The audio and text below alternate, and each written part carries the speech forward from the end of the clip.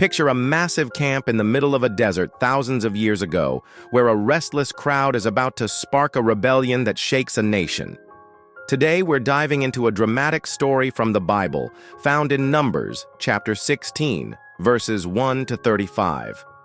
It's called Korah's Rebellion, and it's about a man named Korah, 250 followers, and a bold challenge to Moses' leadership that ends in a jaw-dropping act of God's judgment. This tale is intense, full of tension, and packed with lessons about pride, leadership, and trusting God's plan. It's like a workplace mutiny that spirals out of control, with stakes that affect everyone. Let's step into this story and see why it's so gripping. Our story takes place during the Israelites' 40-year journey through the desert, after God freed them from slavery in Egypt. They're a huge group, maybe 1 million people, living in tents, following Moses and his brother Aaron, whom God chose as leaders. Moses is the prophet, speaking God's words. Aaron's the high priest, leading worship. They're guiding the people toward the promised land, but it's not an easy trip. The desert's harsh, food and water are scarce, and the people often grumble, wondering if they're better off back in Egypt. God's been faithful, sending manna, water, and guidance, but the Israelites are restless, and trouble's brewing. Enter Korah, a man from the tribe of Levi, the same tribe as Moses and Aaron. He's not just any Levite. He's from a respected family, trusted with important duties like caring for the tabernacle, the portable tent where God's presence dwells. Korah's got status, but he wants more. He's joined by Dathan and Abiram, 2 leaders from the tribe of Reuben, and 250 other influential men. Think of them as community big shots, like local leaders or team captains. They're fed up with Moses and Aaron calling the shots. They think, why them? We're just as capable. It is like a group of co-workers deciding the boss doesn't deserve the job and they could do better. Korah gathers his crew and confronts Moses and Aaron in front of the community. He steps forward, bold as brass, and says, "You've gone too far. We're all God's people, holy, chosen. Why do you act like you're above us? Who put you in charge?" It's a direct challenge, not just to Moses' leadership, but to God's choice. Dathan and Abiram pile on, accusing Moses of dragging them into the desert to die, failing to deliver the promised land. The crowd's watching, murmurs spreading. This isn't just a complaint, it's a rebellion, threatening to split the community apart. Moses doesn't lash out or defend himself. He's been through too much to let pride take over. Instead, he falls on his face, praying to God for wisdom. Then he stands and responds with calm strength. "Tomorrow," he says, "God will show who he's chosen." Korah, you and your 250 men bring censers, those metal pans for burning incense, and offer worship before the Lord at the tabernacle. Aaron will do the same. Let God decide who's in charge.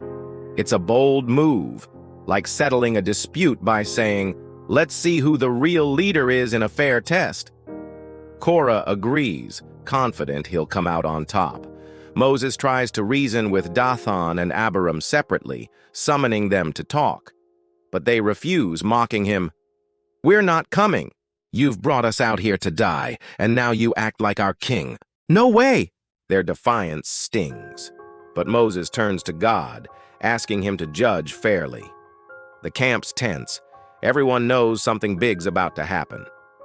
The next day, Korah, his 250 followers, and Aaron gather at the tabernacle's entrance, each man holding a censer with burning incense. The whole community's there, watching, whispering. It's like a high-stakes showdown, everyone waiting to see what God will do. Moses speaks up, warning the people, "Step away from Korah, Dathan, and Abiram. God's about to act." He prays, "Lord, show them it's you who chose me, not my own ambition." Then, in a moment that must have stopped everyone's breath, God acts. The ground under Korah, Dathan, Abiram, and their families splits open like an earthquake. The earth swallows them, their tents, their belongings, everything, closing over them like a mouth. It's terrifying, like the ground itself is passing judgment.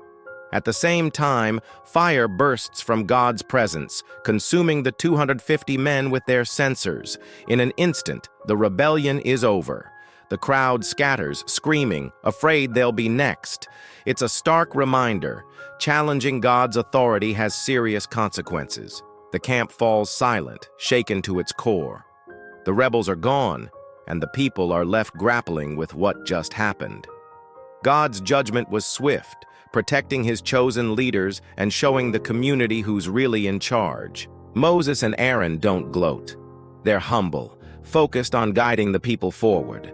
The censers, now sacred from being used in God's presence, are hammered into plates to cover the altar, a lasting reminder of the day pride led to ruin. So, what's this story about? It's not just about a rebellion or a dramatic punishment. It's about pride, leadership, and trusting God's plan. First, it's about pride. Korah and his crew thought they knew better than God, craving power that wasn't theirs. It's like when we get jealous of someone's role, at work, school, or even church, and think, I deserve that spot. This story warns us. Pride can blind us, leading to choices that hurt everyone. There's a lesson about leadership, too. Moses didn't choose his role. God did. When challenged, he didn't fight back with ego. He turned to God for guidance. It's a model for us. Good leaders lean on wisdom, not just power, and they serve, not dominate. It's like a coach who listens and guides the team, not one who demands control. Another takeaway is trust. Korah's group didn't trust God's choice of leaders, stirring up division. The Israelites had to learn that God's plan, even when tough, is for their good. It's like trusting a map on a long hike. Even when the path feels rough, straying off can lead to trouble. And there's a lesson about community. The rebellion wasn't just Korah's. It pulled in 250 others and threatened everyone. The punishment, harsh as it seems, protected the community from chaos. It's a reminder. Our actions affect others, and we're all responsible for keeping peace. Think of a family or team. When one person stirs up trouble, everyone feels it. There's hope here, too. God's judgment cleared the way for the Israelites to move forward, stronger and more united. The altar's new covering was a reminder to stay humble and faithful. It's a sign that even after mistakes, God can restore order and guide us back. This story fits into the bigger picture of Numbers, where the Israelites are learning to be God's people in a tough desert journey. Korah's rebellion is a stark lesson in humility, showing that God's authority isn't to be challenged lightly. Today, this story hits home. We all face moments when we want to take charge or question why someone else is leading. Korah's story challenges us to check our motives. Are we seeking what's best, or just what's best for us? It also pushes us to trust God's plan, even when we don't get it, and to build up our communities, not tear them down. Korah's rebellion is a wild, sobering story from the Bible, full of drama, judgment, and lessons that stick. It's about a man who let pride lead him astray, a leader who trusted God, and a community that learned the hard way. It challenges us to stay humble, trust God's plan, and build up those around us. If you want to read it for yourself, check out Numbers chapter 16, verses 1 to 35. Think about it. Where do you need to let go of pride? How can you support your community? Thanks for joining me on this intense journey through the Bible. Until next time, stay humble and take care.